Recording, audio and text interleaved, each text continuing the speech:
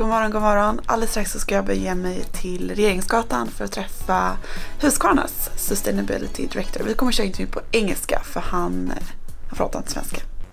My name is Kalmis Mihailos. I'm Husqvarna Group Sustainability Director and I'm very excited today to talk with you guys about sustainability. Innan jag spelar upp intervjun med Kalvis vill jag bara nämna vad CDP är för någonting, för han kommer nämligen snacka om det i intervjun. Det är en internationell ideell organisation som arbetar för öppenhet och dialog kring företags miljöpåverkan och för att göra den här informationen tillgänglig för investerare. Över till dig, Kalvis. Similar to Stora Enso, who I spoke with in the last episode, you're also doing well in terms of sustainability. For example, you've been ranked among the top companies by CDP for your work for a sustainable environment. What's the reason behind your success?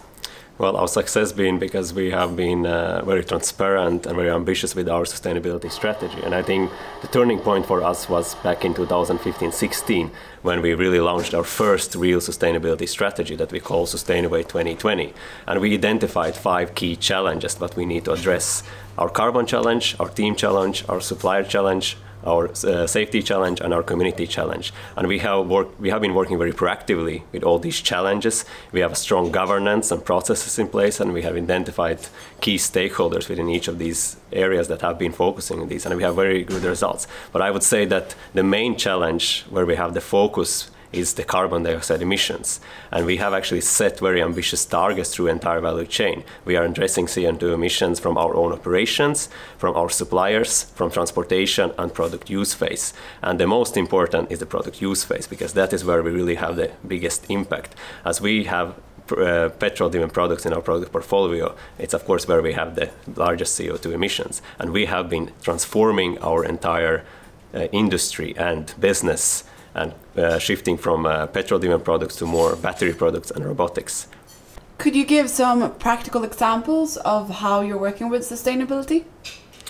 Yes, so we have been building everything around, I would say, our sustainability strategy. As I mentioned already, we are transforming our business and product portfolio, and we are shifting from petrol-driven products to battery-driven products and robotics. And that is where we have the biggest impact. Additionally, we are as well engaging with our suppliers. We were the first Swedish listed company that partnered with the Carbon Disclosure Project supply chain program, and we are asking our key suppliers to follow us in our journey, to start to measure, firstly, their CO2 emissions, start to report to us, and then identify activities, how they're going to reduce CO2 emissions, and lastly, set similar targets as our targets. Additionally, we have as well been the first Swedish listed company that actually got our carbon dioxide reduction targets approved by Science Based Target Initiative. I think those are some of our key achievements. I know that you are about to launch some new sustainability targets. What's different from the old ones? So I think our current sustainability strategy with our 5 key challenges has been very much about the challenges that we need to address until 2020. But as we have been working with these challenges, we really see that it's not anymore about challenges. Actually, we see that there is a clear business case with sustainability, and that we, by working more proactively, we actually can have opportunities to provide to our key stakeholder group values. And we will launch 3 new opportunities very soon. We will continue to focus on carbon dioxide emissions, where we will continue to transform our entire industry and business model. Secondly, we will rethink and redesign for a resource-smart customer experience, and we will address circular economy. And thirdly, we will engage and inspire and empower our own employees and as well customers to make more sustainable choices. However, a field where it seems like you have fallen a bit behind is gender equality. In a study done by Albright, which measures gender equality among Swedish companies listed on the stock market, you're ranked 192 out of 327 companies, number 1 being the best. How are you working with gender equality at Husqvarna Group, and how do you think you can improve your work? I'm glad that you're asking this question, as we being a manufacturing company, of course, this is one of the key challenges for us, and we are completely aware of that.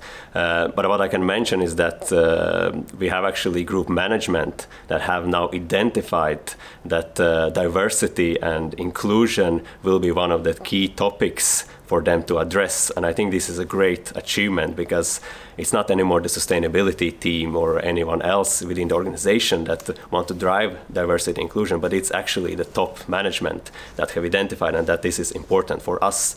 And for us, it's not only about the gender as such, but we are taking into account the whole diversity. And to become more diverse, it's very important that we're inclusive. We need to build inclusive culture in our organization. So we have another 10 years to reach Agenda 2030 and combat climate change. What do you think needs to be done for us to reach these goals? I think working with sustainability, I really see that within our organization at Husqvarna Group and in many other companies, there are so passionate people. Companies want to do more, people want to do more. And I think everything starts that people need to ask themselves, what can I do? And identify how can everyone contribute to the sustainable development goals. And it's not only about pinpointing to the governments or policy makers or to the largest multinationals that they need to do. Everyone needs to collaborate and everyone needs to contribute. And then I'm convinced that we will succeed and achieve the sustainable development goals by 2030. Thank you. Thank you. Så där, då är jag på väg tillbaka till kontoret. Det var spännande att snacka med Husqvarna och det ska bli spännande att följa deras utveckling kring deras jämställdhetsarbete. Jag tycker att det lät lovande det som Calvis svarade på, eller hur han svarade när de pratade om vad de ska göra för att bli bättre på just jämställdhet. Om ni tycker om det här programmet så får ni jättegärna klicka tumme upp så blir jag glad så kan jag fortsätta göra de här programmen. Nu är allt jag hade att säga. Hej då!